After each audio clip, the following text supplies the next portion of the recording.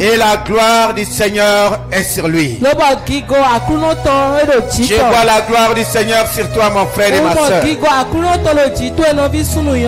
Je vois la joie du Saint-Esprit remplir ton cœur. Je vois la paix du Seigneur remplir ton cœur et ta vie.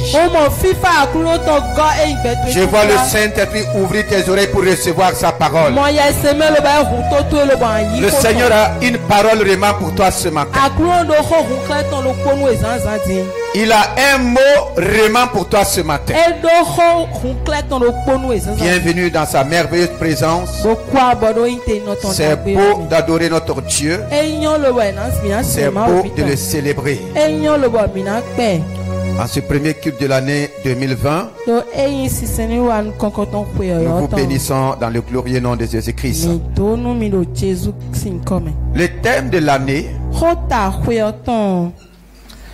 2020 est notre année du combat spirituel victorieux par le Saint-Esprit et la parole de Dieu, par l'intercession, par la prière d'intercession et d'autorité. C'est un thème qui va nous conduire et nous accompagner tout au long de l'année.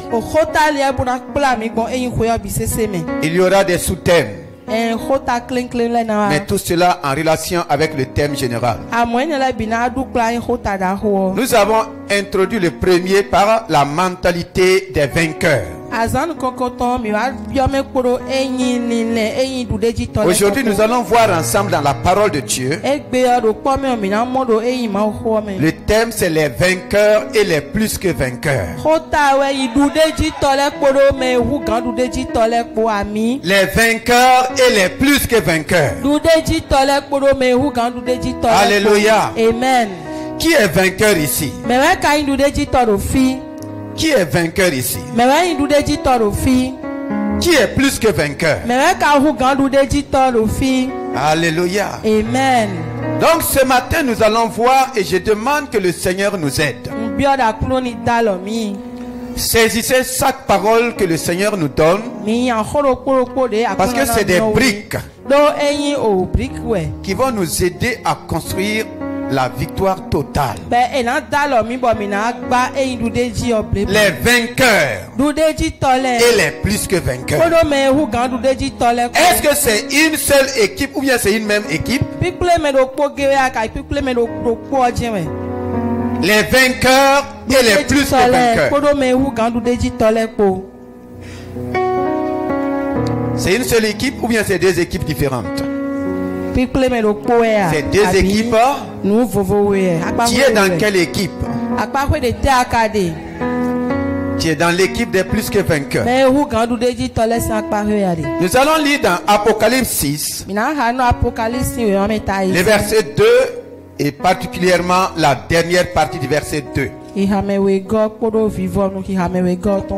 Apocalypse 6.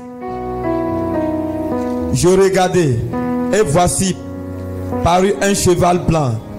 Celui qui le montait avait un arc. Une couronne lui fit donner et il partit en vainqueur et pour vaincre. Amen. Il partit en vainqueur et pour vaincre. La parole vivante déclare: il partit en vainqueur, de victoire en victoire. Il partit en vainqueur, de victoire en victoire. Étant donné qu'il a gagné avant de partir, cela l'oblige à aller de victoire en victoire. C'est ceux qui partent en vainqueur. C'est celui qui part en vainqueur. Il y a des hommes qui ont décidé leur victoire avant d'aller au combat. Il y a des hommes qui ont développé la mentalité et la pensée de victoire avant d'aller au combat. Ces personnes peuvent dire: j'ai l'assurance de ma victoire. C'est pourquoi la parole de Dieu dit, il partit en vainqueur. Ne part jamais en défaite. Ne part jamais avec des pensées de peur, ni de crainte. Parce que si tu as déjà peur de ton ennemi, il t'a vaincu à 80%. La peur est une défaite, pas à 50%, à 80%. Et si ton ennemi réalise que tu as peur de lui, il sait qu'il t'a déjà gagné.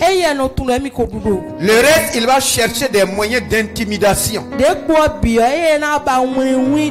pour te renverser. C'est pourquoi la parole de Dieu déclare, il partit en vainqueur. Les Philistins ont étudié Israël, ils se sont rendus compte qu'il y avait une porte de peur dans leur vie. Et c'est la porte de la peur que Satan exploite toujours. Beaucoup sont paralysés par la peur. Et à cause de la peur, ils n'osent pas commencer. Ils n'osent pas s'élever. Ils n'osent pas aller. Pourtant la Bible dit, il partit en vainqueur. La peur te fait asseoir. Et tu trouves des raisonnements. Ils ont regardé Israël. Ils se sont rendus compte. Parce que si vous lisez, le même Saül, c'était pas la première fois qu'il affrontait l'armée des Philistins. Il les a vaincus à plusieurs reprises. On n'avait jamais parlé de Goliath.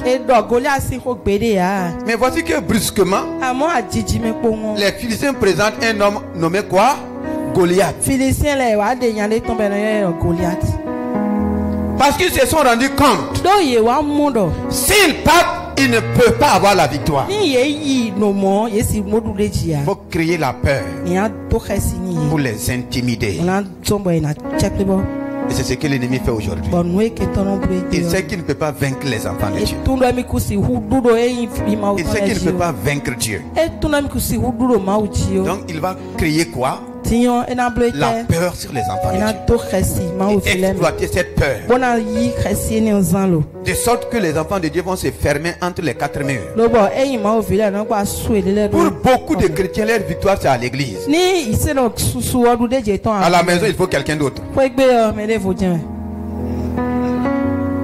Au dehors, il faut quelqu'un d'autre. Pour plusieurs, ils sont chrétiens à l'église. Après l'église, ils sont autre chose. Ça, ce n'est pas la victoire. La victoire que Christ nous a donnée, ce n'est même pas ici. Ici, tu vas combattre quoi? Tu vas combattre avec les micros? Non. Nous sommes équipés dans l'église, dans le bâtiment, parce que c'est nous-mêmes, c'est chacun de nous qui constitue l'église.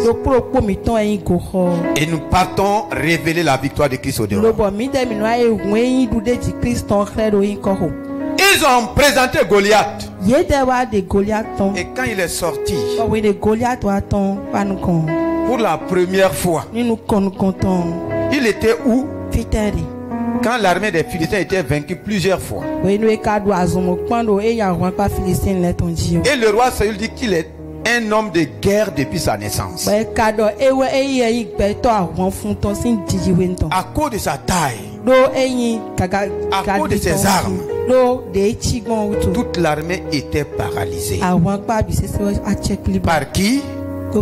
Par un homme appelé. C'était plus l'armée des Philistins, c'était seulement par un homme appelé quoi? Goliath. Si on dit Goliath, toute l'armée recule. Aujourd'hui, si on dit sorcier, toute l'église fait comment? Hein? C'est le même mot. Si on dit sorcellerie, ah là, c'est le même mot. Mais David arrive.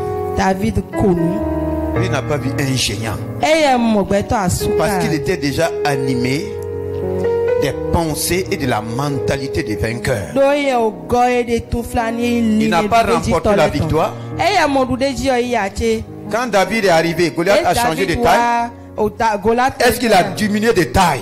Non, le même Goliath avec le jeune David. Lui, il est parti en vainqueur. Les autres sont partis dans l'espoir de vaincre. Notre victoire n'est pas dans l'espoir. Vous pouvez entendre vraiment un bon amen. Christ a déjà vaincu pour nous. Et il nous a donné l'identité de plus que vainqueur. Nous lisons dans Genèse 14 pour comprendre ce que le Seigneur veut nous enseigner ce matin. Le verset 8 de Genèse 14. Alors s'avançait le roi de Sodome, le roi de Gomorrhe, le roi d'Adma, le roi de Sébron et le roi de Béla, qui est Soar. Et il se rangeait en bataille contre eux dans la vallée de Sidim, contre Kedorlaomer, roi d'Élam, Tidiel, roi de Gojim, Araphel, roi de Sheiner, et Ajok, roi de Lazare. 4 rois contre 5. 4 rois contre 5. Déjà ici, les équipes ne sont pas à égalité. 4 contre 5. Dites-moi, quelle est l'équipe qui va gagner? Quelle est l'équipe qui va gagner? 4 contre 5. Qui va gagner? Pardon? C'est 5. Pourtant, vous allez voir le contraire. Les 4 rois vont vaincre les 5 rois. Les 4 rois vont vaincre les 5. La victoire ne dépend pas du nombre. Dis à quelqu'un, la victoire ne dépend pas du nombre.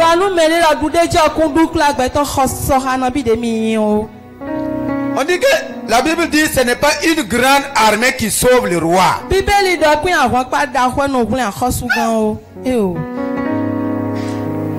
Le verset 9. Le verset 10. La vallée de Sidim était couverte de puits de bitume. Le roi de Sodome et celui de Gomorrhe prit la fuite et y tombèrent.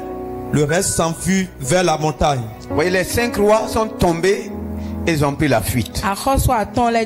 Malgré leur nombre supérieur. Ils sont tombés. Et ils ont pris la fuite. Devant 4 rois.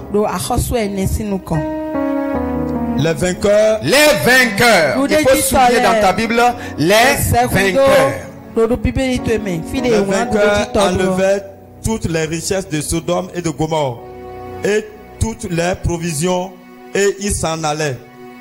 Il enlevait aussi avec ses biens l'autre fils du frère d'Abraham qui demeurait à Sodome et il s'en allait.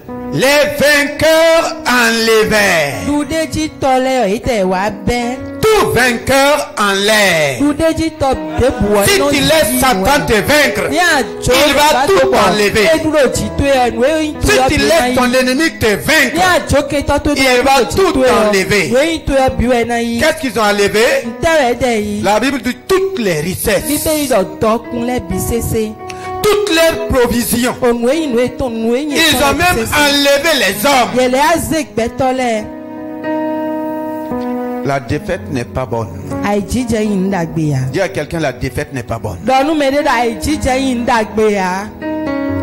Les vainqueurs enlevaient. Si tu tombes dans la défaite, ton ennemi va tout enlever. Il va enlever même ta ceinture. Et s'il veut, il peut même enlever ta tête. Quand David a vaincu Goliath, il n'a pas enlevé sa tête. David Il n'a pas pris son épée. La défaite n'est bon pour personne. Quand ils ont vaincu, ils ont enlevé toutes les richesses. Si tu es privé de richesses, il y a une défaite à quelque part. Et cette défaite doit être corrigée. Toutes les richesses. Pourquoi tu n'es pas riche comme le Seigneur le veut? Pourquoi tu ne jouis pas de la richesse du Seigneur? Ça veut dire que l'ennemi est à l'œuvre à quelque part. Ils ont vaincu. Ils ont tout enlevé. Enlevé même leurs provisions. Pourquoi tu manques de provisions, mon frère, ma soeur? Pourquoi tu es dans le manque? Il y a l'œuvre de l'ennemi à quelque part. Ils ont tout enlevé. Jusqu'aux hommes. C'est-à-dire, ils ont enlevé les maris. Des femmes sont privées de mari. Ils ont enlevé les femmes. Des hommes sont privés de quoi? De femmes. Si ton ennemi te vainc, pour savoir que tu es dans la défaite, c'est de voir les choses dont Christ, par son œuvre, a tiré à la croix. Tu dois rentrer dans telle bénédiction, dans tel privilège. Tu n'es pas encore dans la chose. C'est-à-dire que l'ennemi tient les choses encore entre ses mains. Ou bien ta foi n'est pas encore développée pour prendre possession de cette chose.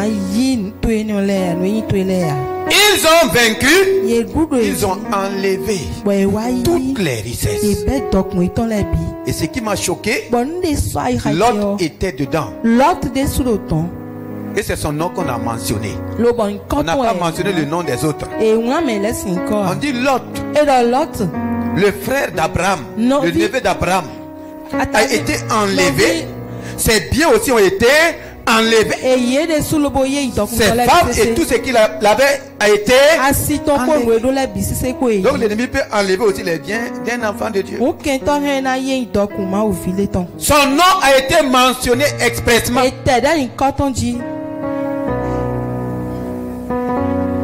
Tout a été enlevé. Et cependant, nous sommes dans l'année de la victoire. Tout ce que l'ennemi a enlevé dans ta vie, les choses doivent revenir à leur place. Chaque chose doit revenir à sa place. Si ils ont pu garder, donc il n'y a pas d'espoir pour toi et pour moi. Ils ont enlevé, c'est vrai. Mais est-ce qu'ils vont tout garder? Est-ce qu'ils vont tout garder? Nous allons voir l'image. C'est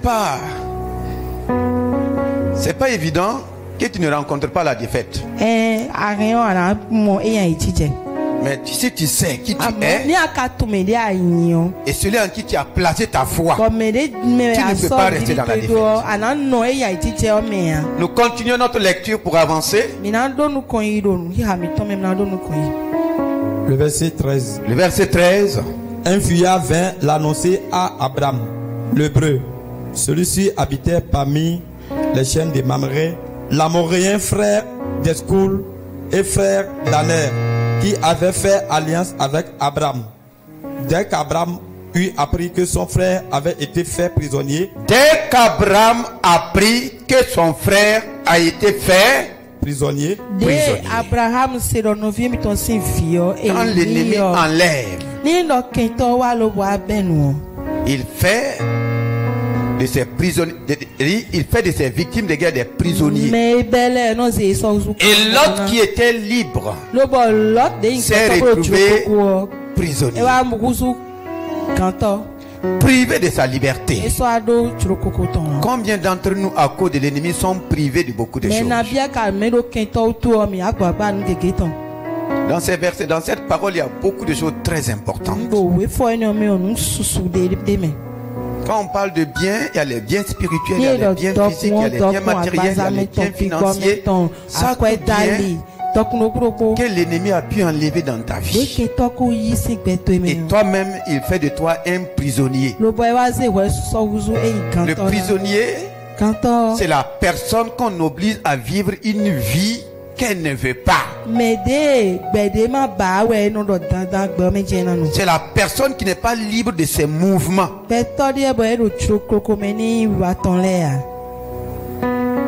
C'est la personne qui ne peut pas s'épanouir comme elle veut. C'est la personne qui est privée de ses richesses.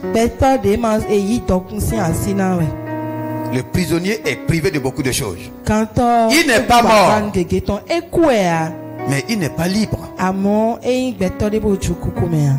Lot a été fait prisonnier. Et ses biens ont été aussi enlevés. Maintenant, quand Abraham a appris, vous allez voir, Abraham est le père de la foi. Et c'est par Abraham que le Sauveur est venu. Et chaque fois que nous voyons l'image d'Abraham, c'est l'homme que le Seigneur veut utiliser pour nous révéler ce qu'il a fait à travers Jésus-Christ pour nous. Ils sont allés battre un peuple, des rois, prendre leurs biens, prendre leurs provisions, prendre les hommes et prendre le frère d'Abraham, qui était censé être fils de Dieu. C'est là, c'est l'erreur qu'ils ont fait. S'ils n'avaient pas touché Lot, Abraham n'allait pas sortir. Vous êtes d'accord avec moi? Si Lot n'était pas atteint, est-ce que Abraham allait faire quelque chose? Mais comme Lot est atteint, ça engage. Mais qui est Lot? Vous connaissez son histoire. Lot est sorti avec Abraham. Il n'avait absolument rien. Mais la Bible dit, quelques années plus tard, la richesse de Lot a commencé à être concurrencée avec la richesse d'Abraham. À cause des conflits, Lot s'est séparé avec beaucoup de richesses. Mais voici qu'il se retrouve comme un prisonnier. Il s'est séparé de la source et le voici prisonnier, privé de ses biens. Faisons attention quand Dieu commence à nous bénir. Ne cherche pas de concurrencer qui que ce soit. Il aurait dû se réconcilier avec son oncle. Mais voyant sa richesse, il a préféré se séparer. Et voici ce qui lui arrive. Et malgré ça, Abraham, quand il a appris que Lot a été fait prisonnier, il ne va pas considérer ce qui était passé. Beaucoup avec leurs frères et sœurs, à cause des situations passées, ils les voient en difficulté. C'est comme si c'est leur prière qui a été exaucée. Je savais. Abraham pouvait dire je savais. N'est-ce pas? Abraham pouvait dire c'est bien pour lui. Il va apprendre. Mais il n'a pas considéré tout ça. La Bible dit quand il a appris. Combien de fois tu apprends que ton frère est en difficulté? Ta soeur est en difficulté. Qu'est-ce que tu fais? Qu'est-ce que tu fais? Lui, il s'est levé. La Bible dit il a armé 318 de ses plus braves serviteurs. Et quelqu'un dit avec moi 318 de ses plus braves serviteurs. Pourquoi ces plus braves serviteurs? Parce que la Bible nous parle des vainqueurs. Dit les vainqueurs enlevèrent. Pour affronter un vainqueur, il faut être quoi? Il faut être plus que vainqueur. Abraham a compris. Il sait que ce n'est pas les moindres qu'il faut choisir. Il avait des serviteurs, mais il a choisi 318. Pourquoi le nombre était précis?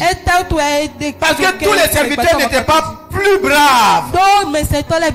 Il y a brave, mais il y a aussi quoi?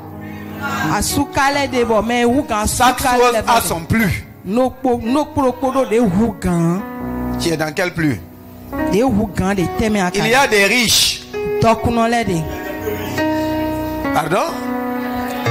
C'est vrai? Donc acclame le Seigneur parce que tu es plus riche.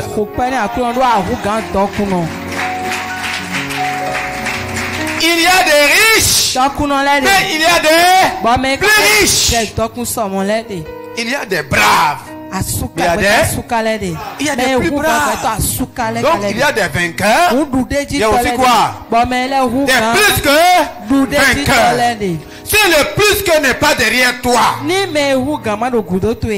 faut pas trop te réjouir.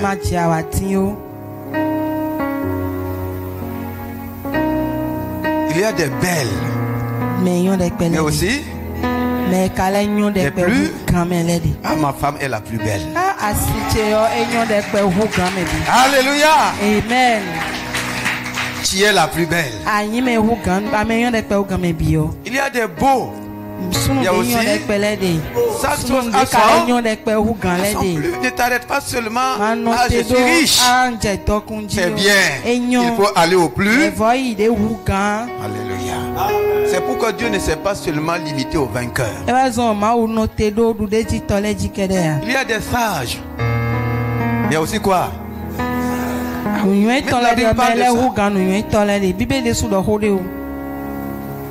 y a des sages, mais il y a des plus. Il y a des intelligents. Il y a aussi des plus.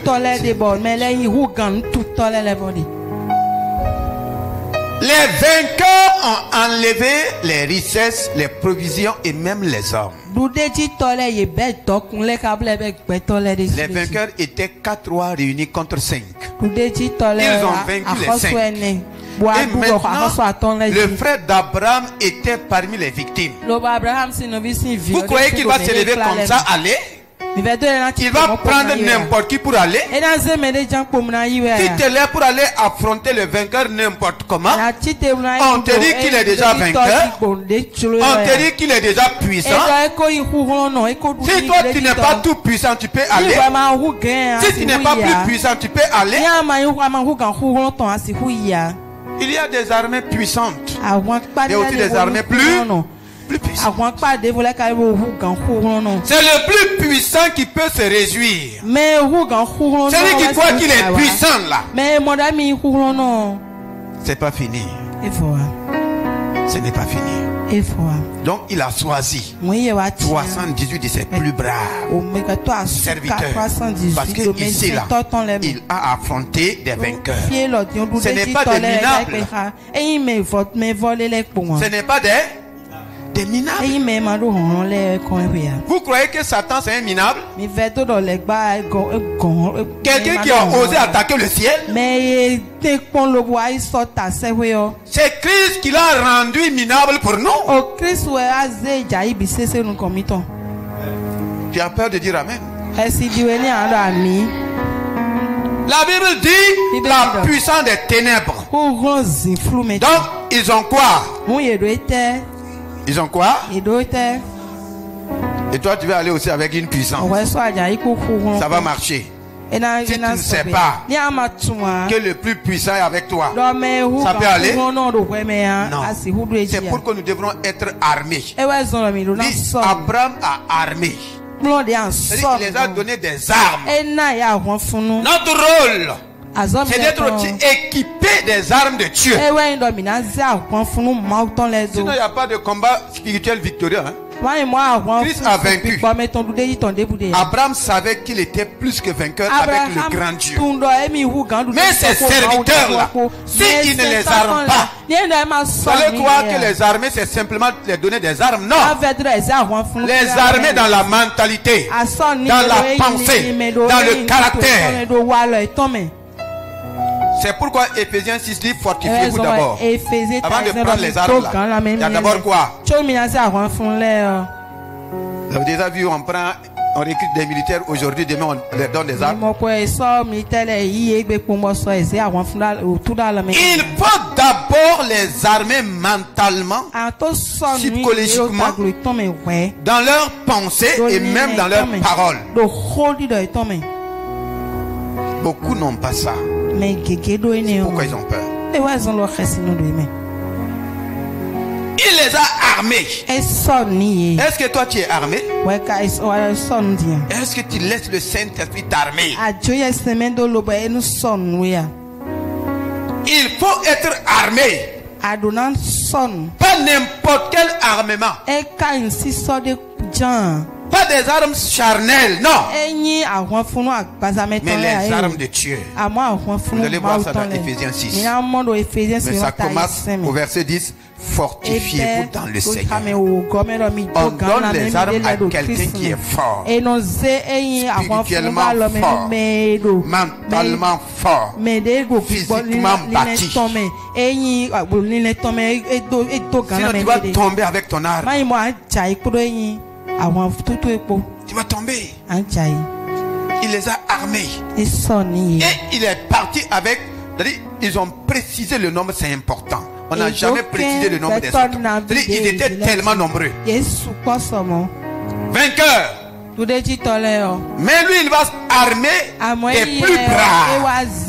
Des plus braves. Des gens qui ont été éprouvés. Ils ont été trouvés braves. Et après cela, ils ont été éprouvés. Et il les a trouvés plus braves. Il y a quelqu'un cette année qui est plus brave. Quand tu vas rencontrer les braves de ce monde, tu n'as rien à craindre. Parce que tu es plus brave. Mais est-ce que tu acceptes cela? Vous allez vous rendre compte. Les vainqueurs enlèvent. Qu'est-ce que les plus que vainqueurs vont faire? Il est dans sa maison et il poursuit les rois. Il les poursuivit jusqu'à Dan. Il divisa sa troupe pour les attaquer de nuit. Lui et ses serviteurs.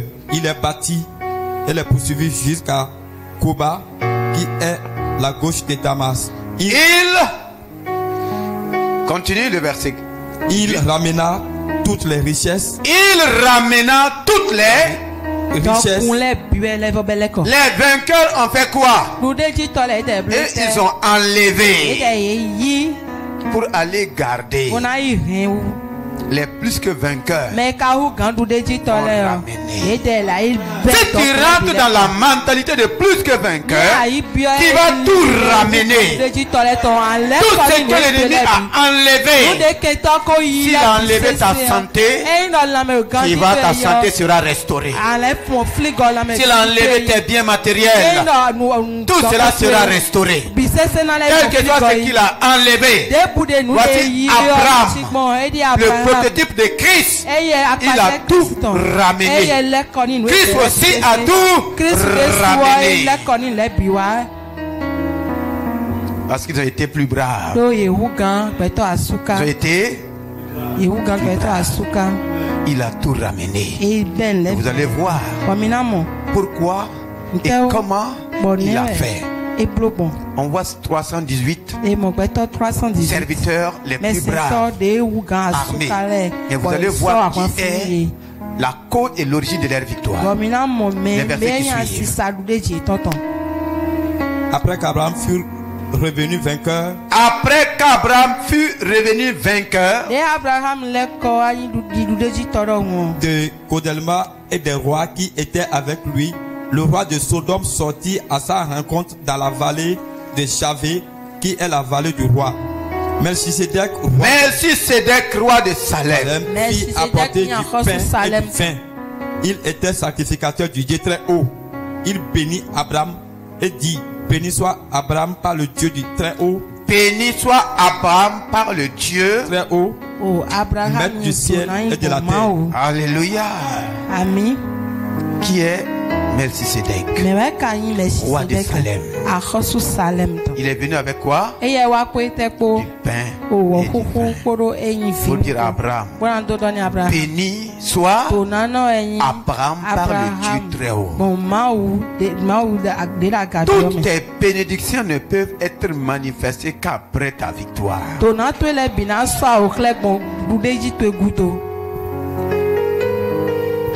Toutes tes bénédictions, faut bien saisir, ne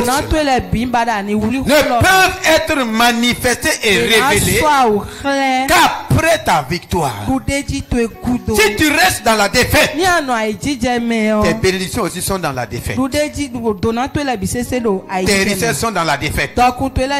Tout reste dans la défaite. Après sa victoire, voici le roi de Salem qui paraît. Pourtant, quand il partait, on n'entend pas parler du roi de Salem. Tant que tu n'acceptes pas la victoire de Christ, toutes tes bénédictions sont dans la défaite. Si tu restes dans la mentalité de défaite, tout reste dans la défaite. Après sa victoire, voici la manifestation de sa bénédiction. Est-ce que ce matin, tu peux dire au Seigneur: je reconnais que dans ma vie, l'ennemi a enlevé des choses, mais par l'œuvre achevée de Christ, par le sang de Jésus-Christ, par la puissance du Saint-Esprit, par la parole que je viens de recevoir, que tout ce qui m'a été enlevé soit ramené, soit restauré. La prière te revient. Je veux que tu pries pendant quelques minutes. Prie sur la base de cette parole. Dis: Seigneur, en regardant ma vie, je réalise que l'ennemi a pu enlever certaines choses, mais par ta puissance, par l'œuvre achevée de Christ, par le sang de la croix, je rentre dans ma victoire et je proclame que je suis plus que vainqueur et que tout ce qui m'a été enlevé soit ramené. Je crois ce matin que la puissance du Saint-Esprit à moi me fait entrer en possession de tout ce qui est enlevé. Oh Seigneur, ce matin, je te bénis. Je saisis cette parole. Si Abraham a pu tout ramener, Christ aussi a tout ramené pour moi. Je rentre dans la victoire de Christ. Que ma santé soit restaurée, que mes richesses soient restaurées, que ma vie spirituelle soit restaurée, que mon foyer soit restauré, ma fécondité soit restaurée, que toutes mes bénédictions soient restaurées dans le puissant nom de Jésus-Christ, dans le glorieux nom de Jésus-Christ. Oh, Abraham ramena tout. Christ a tout ramené. Je crois que Christ m'a tout ramené. Je ne suis plus maudit. Il a ramené dans toute la bénédiction dans ma vie. Je suis béni de toutes sortes de bénédictions. Je ne suis pas malade. Christ a restauré ma santé. Oh, de quoi tu es privé? Accepte que Christ a tout ramené. Est-ce que tu es privé de ton mari? Est-ce que l'ennemi a pris ton mari en otage? Est-ce qu'il a pris ta femme en otage? Et il te manque que tu es célibataire? Dis non. Oh Seigneur, par l'œuvre achevée de Christ, par la puissance du Saint-Esprit, tout est restauré dans ma vie. Je rentre dans la restauration générale, la restauration totale. Il a enlevé ta réussite. Tu crois que tu es dans l'échec? N'accepte pas ses pensées.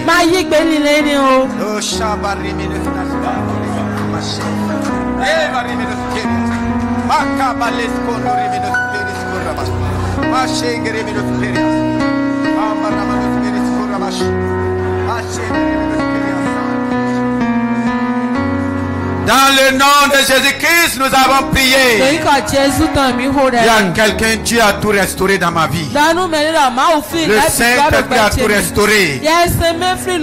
Nous allons lire rapidement dans Zacharie 2, le verset 8, pour que tu saisis cette parole. Pourquoi Dieu a fait cela pour l'autre? Pourquoi Dieu a fait cela pour Abraham? Et je veux que tu gardes cette parole comme une parole de l'année. Zacharie 8, le verset 2, je crois. 2, verset 8.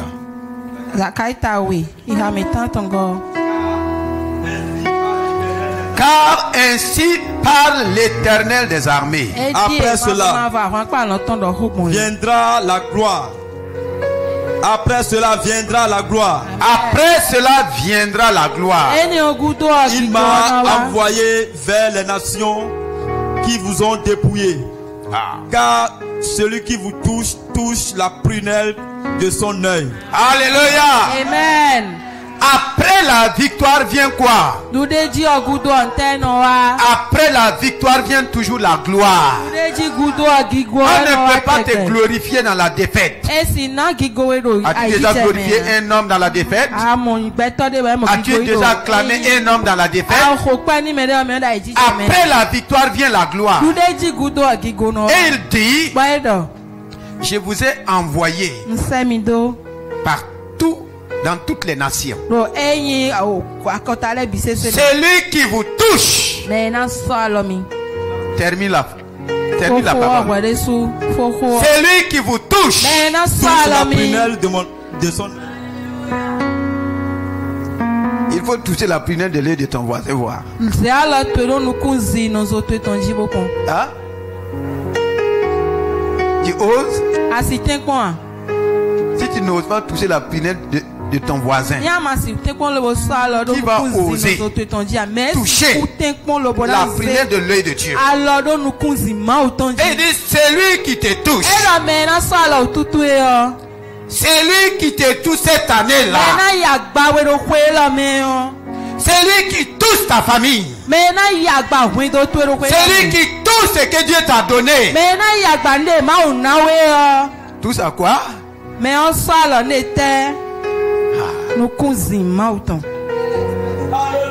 Amen.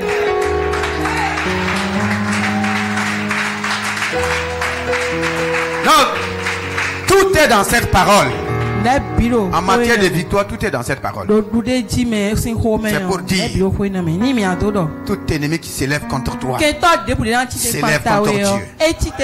Et on verra comment ça va te terminer. Celui qui me touche touche la prunelle de l'œil de Dieu. Il faut aller toucher. C'est là qu'il ne faut jamais oser. Alléluia. Amen. C'est dans ça que nous sommes dans la position de victoire. Si toi tu acceptes, si tu crois, si tu laisses la parole de Dieu renouveler tes pensées, il dit, il vous a envoyé par toutes les nations. Nous sommes dans une nation. Tu es appelé à aller dans des nations. Partout tu iras. Et celui qui te touche, touche la prunelle de l'œil de Dieu. Il faut oser aller mettre ton doigt. Il faut oser. Tu crois que ça c'est pour Zacharie? C'est pour Zacharie? C'est pour qui? Non, c'est pas pour toi. Est-ce que c'est toi qui as découvert le verset? C'est pour moi. C'est pour moi. Ah bon? Donc c'est pour ça qu'enfant de Dieu. C'est pour ça qu'enfant de Dieu. Est-ce que ce n'est pas seulement pour le pasteur? C'est pour toi? Donc acclame le Seigneur. Alléluia. Amen. Vous allez voir, même Jésus-Christ a dit, si un homme fort et bien armé garde sa maison, tout ce qu'il a est en sécurité. Est-ce qu'il s'est arrêté là-bas? Qu'est-ce qu'il a ajouté? Mais si un plus, il y a les forts, il y a le plus. Si un plus fort que lui survient, il le désarme, le dompte et enlève sa dépouille. Luc 11, 21, 22. Tu vas prier avec moi. Est-ce que l'homme fort est passé à côté de toi? Est-ce que tu as senti ses mouvements? La Bible dit qu'il vient. Ne pense pas qu'il ne va pas venir. Le problème n'est pas dans il vient. Il vient mais il cherche. Alléluia. Amen. Il vient. Qui? L'homme fort. Et s'il garde sa maison, il y a beaucoup de personnes que l'homme fort garde.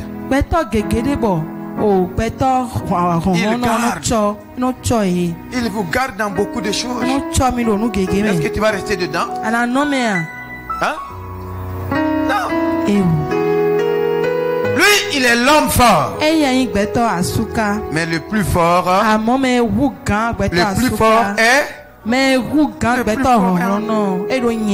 Comment le plus fort peut être en toi? Et toi qui laisses un homme fort encore te dominer, te dompter, te lier. Ce n'est pas logique. Est-ce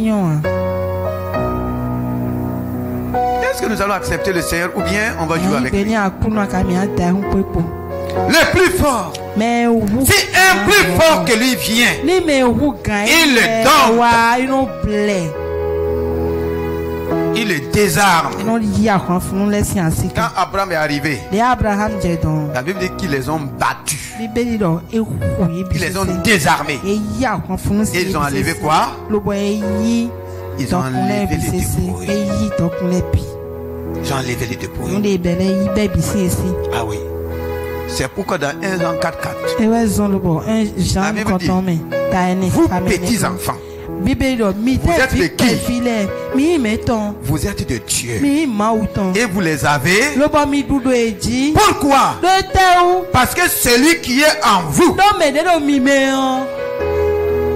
celui qui est en vous, est-ce qu'il est simplement fort? Il est plus fort, il est plus grand, il est plus puissant. Et si le plus fort est en toi, si tu deviens quoi? Plus fort.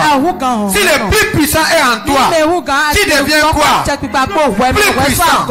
Si le plus grand est en toi, tu deviens quoi? Le plus grand. Amen. Amen. Pourquoi tu te sous-estimes? Tu es grand par toi-même? Tu as fait des fétiches pour devenir grand? Le plus grand, celui qui est en vous. Et là aussi, il parle des petits-enfants. Si les petits-enfants sont vainqueurs, les jeunes en sont comment? Même le bébé qui est entre les mains de sa maman, le bébé là, le bébé qui est entre les mains de sa maman là, il est dans la victoire. Mais souvent, c'est les jeunes gens qui mettent la honte à Dieu. Vous ne savez pas que vous êtes plus que vainqueur sur le péché. Vous ne savez pas que vous avez vaincu le péché. Vous ne savez pas que vous avez vaincu l'impureté. Ces choses qui vous avilissent, qui vous honnit là. Vous êtes en train de lutter inutilement. Vous n'avez jamais vaincu. Rentrez dans ce que Christ a vaincu pour vous. sur la terre, c'est les plus forts. Et les plus forts, c'est pas ceux qui sont dans le monde. C'est ceux qui sont dans le royaume. Alléluia. Amen. Donc l'ennemi ne reconnaît que les plus forts. Pour le vaincre au ciel, qu'est-ce qui s'est passé? Apocalypse 12 verset 8 et nous allons prier. Regardez ce qui s'est passé. Prenez ces paroles et méditez-les profondément. Il faut que nous soyons armés. Laissez le Saint-Esprit nous équiper de ces armements. Sinon, combat spirituel victorieux là, ça ne va pas se voir. Apocalypse 12, le verset 8. Comment parle le verset 7? Alors, une bataille s'engagea dans le ciel. Donc la bataille n'a pas commencé sur la terre. Ça a commencé où? Dans le ciel. Dans le ciel. Michel et ses anges combattirent contre le dragon. Celui-ci riposta, soutenu par ses anges. Mais il fut vaincu et ne put maintenir leur place. Une seconde dit, mais ils ne furent pas les plus. C'est ce qui est écrit, non? Mais ils ne furent pas. S'ils avaient été les plus forts. S'ils avaient été les plus forts, qu'est-ce qui s'est passé?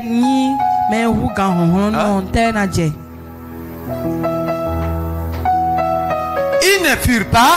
Donc, celui qui est ton ennemi là n'est pas le plus fort. Voici la révélation. Au ciel, il n'a pas été le plus fort. C'est celui qui l'a vaincu au ciel, qui est descendu sur la terre, qui l'a aussi vaincu. Donc, sur la terre, il n'est pas aussi. Qui est plus fort? Qui est plus fort? Qui est le plus fort? Pardon? Qui est le plus fort? Tu as peur, non? Qui est le plus fort?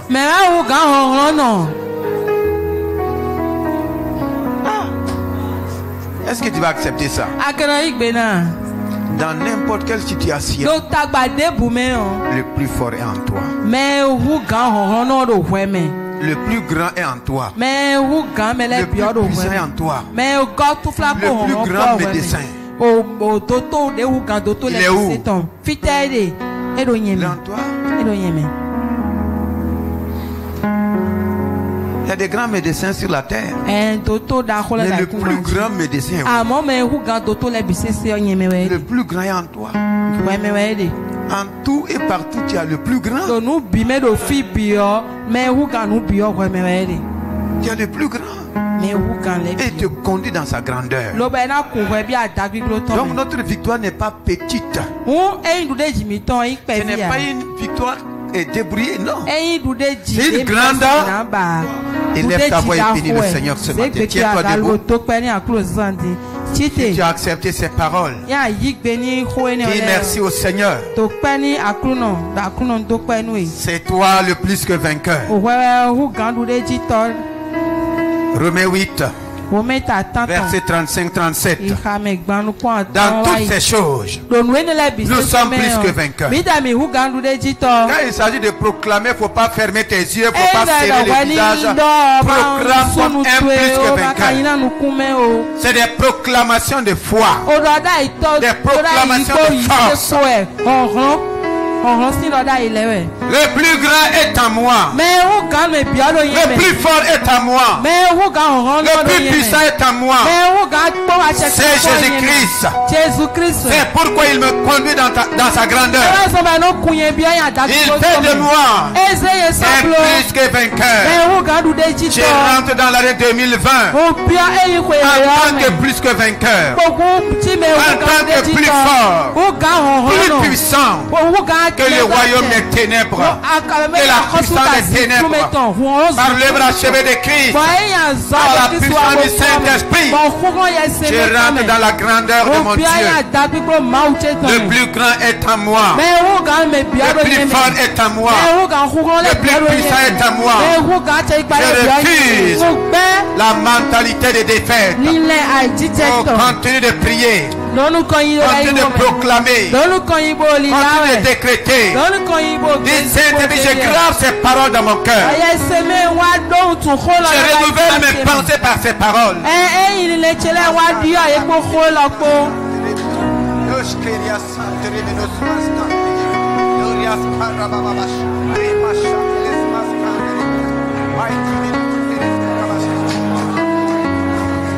Tu es plus fort que la maladie. Si ce matin tu souffres dans ton corps, attendez là où tu as mal et déclare que le plus grand médecin m'a guéri. Déclare, j'ai été guéri par le plus grand médecin. Et au nom de Jésus-Christ, je reçois ma guérison ce matin. Je reçois la manifestation ce matin. La guérison sur tes yeux. La guérison sur ton corps. La guérison sur tes membres. Le plus grand médecin te touche. Le plus grand médecin opère. Il enlève toute infirmité de ton corps. La douleur disparaît au nom de Jésus-Christ. Le cancer disparaît au nom de Jésus-Christ. Toute tumeur disparaît au nom de Jésus-Christ. Les maladies sanguines disparaissent au nom de Jésus-Christ. Je sens tout démon, tout esprit méchant au nom de Jésus-Christ. Toute infirmité part au nom de Jésus-Christ. Le grand médecin, le plus grand médecin, et tout ce matin, il opère, il enlève des fibromes, il enlève les kystes, c'est que les hommes ne peuvent pas opérer. Le plus grand médecin opère, il peut opérer jusqu'à la moelle osseuse. Il touche ton cerveau. Il touche ton cœur ce matin. Il touche ton estomac. Il touche tes intestins. Il touche tes nerfs. Il touche ta partie intime. Et il te guérit. Il touche tes trompes. Il touche. Il touche ta mémoire. Et il te restaure ce matin. Il te restaure ce matin. Rentre dans la bonne santé. Rentre dans la plénitude de ta délivrance. Reçois au nom de Jésus-Christ. Tu es guéri, délivré au nom de Jésus-Christ. Tu es guéri, délivré au nom de Jésus-Christ. Toute maladie quitte ton corps. Toute infirmité disparaît de ton corps. La douleur cesse son œuvre. Dans le nom de Jésus-Christ. Dans le nom de Jésus-Christ. En ce jour de l'année 2020, tu te vois comme sans rien. L'ennemi a touché beaucoup de choses. Et à travers cette parole, le Saint-Esprit n'a pas parlé en vain. C'est parce qu'il veut tout ramener. Il veut tout restaurer. C'est cela que tu vas commencer l'année avec de nouvelles choses. Toutes les choses que l'ennemi a enlevées, tu vas proclamer et demander leur restauration. Et c'est toi qui connais. Je peux connaître, mais je suis limité. Mais quand tu vas commencer à dire, dans ma vie, l'ennemi a touché telle chose, l'ennemi a enlevé telle chose, dans ma carrière, dans mes affaires, dans le ministère, dans ma famille, dans mon foyer, dans mes activités, tu vas réclamer. Réclame avec foi. Si Abraham a tout ramené, le Saint-Esprit qui a utilisé Abraham pour ramener tout, il est en toi pour ramener. Ne sois privé de rien, ne manque de rien. Il est ta voix est pris avec ferveur. La prière fervente, pas la prière nonchalante. Jeune homme, enlève ta main sur ta bouche et prie. Même pour la première fois, prier c'est parler à Dieu. Il n'y a pas de professionnel, il n'y a pas d'expert. Prier c'est parler à Dieu. Dire à Dieu tes réalités. Dire à Dieu ce que tu ressens. Réclame la restauration. Oh Seigneur Saint-Esprit, qui t'est élevé dans ma vie pour tout ramener. À cause de mon péché, l'ennemi a enlevé beaucoup de choses. Et je plaide le mérite du sang de Jésus-Christ pour tout péché qui a ouvert la porte à l'ennemi. Que le sang de Jésus-Christ me vienne en aide. Que le sang de Jésus me purifie de tout péché. Que toutes les portes d'accès à l'ennemi soient fermées. Maintenant je réclame la restauration. Que tout ce que l'ennemi a pris soit ramené. Dans le nom de Jésus-Christ. J'invoque le nom de Jésus-Christ. Que toutes choses, les richesses qui ont été enlevées dans ma vie, soient ramenées, soient restaurées.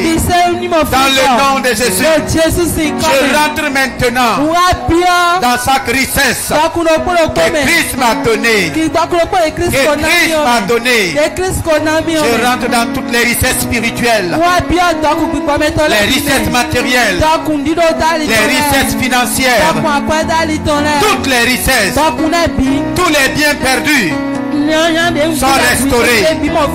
Tous les biens perdus sont restitués. Dans le nom de Jésus-Christ. Dans le nom de Jésus-Christ. Ton foyer est restauré. Ta vie est restaurée. Ton entreprise est restaurée. Ta carrière est restaurée. Ton service est restauré. Ton commerce est restauré. Tout est restauré. Dans le glorieux nom de Jésus-Christ. Amen. Élève ta voix et rends grâce au Seigneur. Excellent Père, je te bénis.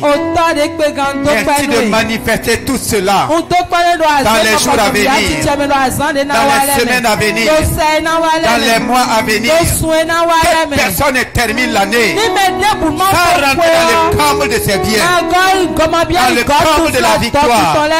Je sais que tu le fais à cause de ton amour, à cause de ta compassion. Tu as déjà tout remporté pour nous. Sois glorifié au nom de Jésus-Christ. Que le peuple de Dieu dise Amen.